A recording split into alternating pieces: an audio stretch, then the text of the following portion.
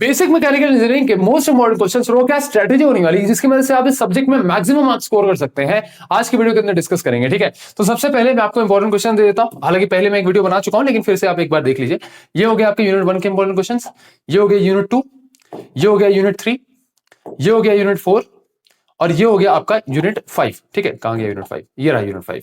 ठीक है, अब समझना, अब देख लो कि किस स्ट्रेटेजीज को प्रिपेयर करोगे तो मजा आ जाएगा। ठीक है, समझना, बीएमए के अंदर या तो आप कोई भी 3 यूनिट कंप्लीट पढ़ लो, मतलब कोई भी टॉपिक इसमें मत छोड़ना। ऐसा मत करना कि 3 यूनिट के इंपॉर्टेंट क्वेश्चन पढ़ के चलेगा। ठीक है, सारे टॉपिक्स पढ़ लो, या तो 3 यूनिट कंप्लीट पढ़ लो और या फिर आप किन्हीं भी 4 यूनिट के इंपॉर्टेंट टॉपिक्स पढ़ लो। ठीक है, जो कि मैंने आपको दिए हैं। दोनों ही केसेस के अंदर आपको मैक्सिमम मार्क्स मिल रहे होंगे, यानी कि दोनों ही केसेस के अंदर आपको अच्छे मार्क्स से जो है पास हो जाओगे।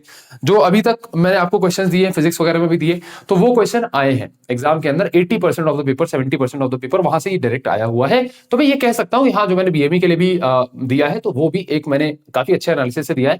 अब अगर आरजीपी भी बिल्कुल ही अलग मूड में आ जाए, कोई आउट ऑफ द सिलेबस पूछने लगे या फिर कुछ अलग तरीके से पूछने लगे, तो यार फिर वहां पे मैं भी तो इंसान हूं, मैं भी रोबोट तो हूं नहीं। तो यहाँ पर आई होप आपको चीज समझ में आ रही है। लेकिन जो मैंने क्वेश्चन दिया उनके आने के चांसेस सबसे ज्यादा हैं, वो क्वेश्चन आपको पहले पढ़ने। ठीक है, तो 4 यूनिट के आप इंपॉर्टेंट क्वेश्चन पढ़ लोगे तो फिर आरजीपी भी अगर दूसरे खेला खेलता है तो भी आपका कुछ नहीं बिगाड़ सकता, आप अच्छे मार्क्स से पास हो गए ही। तो दोनों केसेस के अंदर आप सेफ हो। अब यहाँ पे ये कौन से चैप्टर्स होंगे जो आपको पढ़ने पड़ेंगे? देखो क्या करो, जैसे समझना, जब मैं भी अभी पढ़ा करता था ना, तो मुझे कुछ चैप्टर्स थे जहां पे ज्यादा इंटरेस्ट आता था। जैसे मेरे को ये इंजन वगैरह के बारे में पढ़ना बड़ा अच्छा लगता था, तो ये सब चीजें मैंने यूनिट वाइज सबसे पहले पढ़ा। ठीक है, देन इसके बाद मुझे थर्मोडायनेमिक्स में इंटरेस्ट था, तो मैंने फिर थर्मोडायनेमिक्स वाली यूनिट पढ़ी। देन इसके बाद मुझे वेंचुरी मीटर, देन आपका ये हो गया वर्नियर कैलिपर, ये सब चीजें हमने ऑलरेडी फिजिक्स में पढ़ रखी थी, तो मुझे इसमें भी इंटरेस्ट था, तो मैंने फिर इसको ही पढ़ लिया। तो यहाँ पर ये वर्किंग डायग्राम्स होते हैं आपके, वर्किंग डिटेल्स ये सब पूछे जाते हैं, तो मैंने इन यूनिट्स को पहले पढ़ा, इनको पहले पढ़ा। तो आप ये जो यूनिट्स है ना 3 और 4, इसको आप कुछ ऐसा सेलेक्ट करना जिसमें आपको सबसे ज्यादा पढ़ने में इंटरेस्ट आ रहा है। क्योंकि बीएमए ऐसा सब्जेक्ट है कि भाई मेरे को अगर इंजन के बारे में इंटरेस्ट है, मैं इंटरेस्ट लेके पढ़ूंगा, और इंटरेस्ट लेके पढ़ूंगा तो मैं ज्यादा लिख पाऊंगा उसमें, राइट। तो ये इस तरीके से आपको यहाँ पे पढ़ाई करनी है, तो यूनिट आप इस तरीके से सेलेक्ट कर लेना। अब देन इसके बाद सबसे मेन चीज जो बीएमए के अंदर आती है वो हो जाती है डायग्राम्स। भैया डायग्राम्स बीएमई के अंदर बहुत ज्यादा इंपॉर्टेंट, जैसे आपके भैया पीवी डायग्राम्स होते हैं, बहुत सारे पीवी डायग्राम्स है। जैसे यूनिट 5 के अंदर मैंने देखा था, इसमें ही काफी सारे पीवी डायग्राम्स होते हैं, तो आपको स्टीम इंजन वगैरह के पीवी डायग्राम्स पता होना चाहिए अच्छे तरीके से। देन दूसरे टाइप के डायग्राम्स होते हैं फ्लो चार्ट्स। तो जैसे किसी भी क्वेश्चन के अंदर, जैसे मान लो बॉयलर या वेल्डिंग, किसी कोई भी प्रोसेस जहां पे दिखा रहा है, उस प्रोसेस का आपको प्रॉपर फ्लो चार्ट बना दो। प्रोसेस आपको प्रॉपर बतानी तो है कि भैया ऐसे ऐसे वर्किंग हो रही है, लेकिन उसका आप फ्लो चार्ट भी बनाओगे। तो भले ही जैसे इंजन है, इंजन कैसे वर्क कर रहा है, उसका प्रॉपर आप फ्लो चार्ट बता दो कि पहले ये हो रहा है, फिर ये हो रहा है, फिर ये हो रहा है, तो इसको आप फ्लो चार्ट में भी ऐसे बता सकते हो, कोई दिक्कत नहीं है। तो आपके ज्यादा नंबर ऑफ पेजेस भरेंगे। ठीक है, फिर आ जाता है जन आपका एक और टाइप का डायग्राम आ जाता है लेवल डायग्राम्स। लेवल डायग्राम्स का मतलब, जैसे आप इंजन बता रहे हो, तो इंजन के अंदर आपने बताया कि भैया ये बाहरी जो होता है सिलेंडर होता है, अंदर एक पिस्टन होता है, देन इसके बाद ये आपका शाफ्ट आफ जो भी होती है, बेसिकली मुझे अभी थोड़ा डायग्राम उतने अच्छे से याद नहीं आ रहा, लेकिन जो भी चीजें होती है तो उनको आप प्रॉपर लेबल करोगे कि भैया ये सिलेंडर होता है, ये ऐसा पिस्टन होता है, ये प्रॉपर लेबलिंग करोगे। तो ये जो डायग्राम होता है ना, पूरे आधे पेज में प्रॉपर ढंग से बनाना, तो ये हो जाते हैं लेवल डायग्राम। तो डायग्राम्स पे आपको हैवी फोकस करना है। जैसे भी क्वेश्चन के अंदर कोई भी टाइप का डायग्राम आ जाए ना, उसको प्रॉपर उस तरीके से आपको लिख के आना है।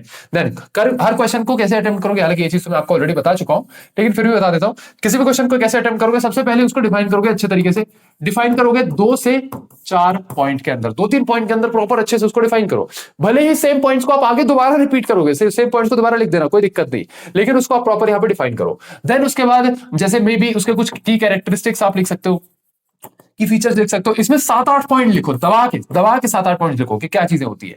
देन इसके बाद जैसे मान लीजिए उसकी कुछ वर्किंग हो गई, तो उसकी वर्किंग में आप प्रॉपर लिख सकते हो। तो वर्किंग में आप पॉइंट वाइज सारी चीजें लिखना, कभी भी नंबरिंग मत डालना 1 2 3, ये नंबरिंग नहीं डालना भाई। वहां पे उसको गिनने दो ना यार, अगर 8 पॉइंट आपने लिखा उसको गिनने दो, आपने 8 पॉइंट लिखे, 4 पॉइंट लिखे तो उसको गिनने दो, आपने 4 पॉइंट लिखे। आप अगर 1 2 3 करके डाल दोगे, उसने बोला भैया 3 पॉइंट लिखे, 3 नंबर देके छोड़ दिया, तो ये मत करना, पॉइंट पॉइंट करके प्रॉपर लिखना। ऐसे बुलेट एरोज भी बना सकते हो, ऐसा कुछ कर सकते हो। ठीक है, तो फिर वर्किंग वगैरह बनाया, देन उसके बाद उसका कुछ डायग्राम है, डायग्राम वगैरह बनाया, तो बेसिकली जो आपका आंसर होना चाहिए ना, वो पैराग्राफ्स में नहीं होना चाहिए, वो ऐसे सेक्शंस में आप डिवाइड करके लिखोगे, तो ऐसे सेक्शंस में अच्छा लगता है, रीडेबल लगता है और थोड़ा मजा आता है। ठीक है, तो ऐसे आपका 4-5 मान लो कि 5-6 सेक्शंस आपने बना के लिख दिए, जैसे एग्जांपल वगैरह भी आपने बना के लिख दिया। ठीक है, और कुछ चीजें रियल लाइफ एप्लीकेशंस कुछ बना के लिख दी। तो बेसिकली ऐसे सेक्शंस आप बना के एग्जाम में जब आप प्रिपेयर भी कर रहे हो, जब पढ़ाई भी कर रहे हो ना, तो ऐसे सेक्शंस में ही आप आंसर को याद करो या फिर उसको प्रिपेयर करो, है ना। तो ऐसे आपको ज्यादा आसानी हो जाएगी। तो ये ऐसे सेक्शंस में पॉइंट वाइज और डायग्राम, भैया रामबाण इलाज है आपके बीएमई एग्जाम्स के लिए, ठीक है। तो इस तरीके से आपको बीएमई को परस्यू करना है। बाकी ऐसा कुछ रॉकेट साइंस नहीं यार, अच्छे से आप कर लोगे। बाकी मैं एक्चुअली थोड़ा आजकल बिजी चल रहा हूँ।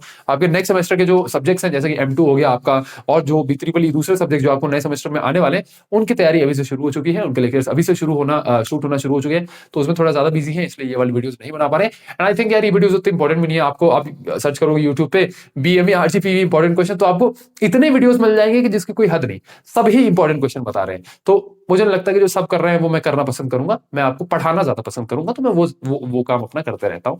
चले गया। तो आई होप आपको ये चीज समझ में आई। वीडियोस को अपने दोस्तों के साथ शेयर करा करिए, जो भी चीजें मैं पढ़ाता हूँ वीडियोस को अपने दोस्तों के साथ शेयर करा करिए। और आपका बहुत बहुत धन्यवाद। मिलते हैं आपके किसी और वीडियो के अंदर।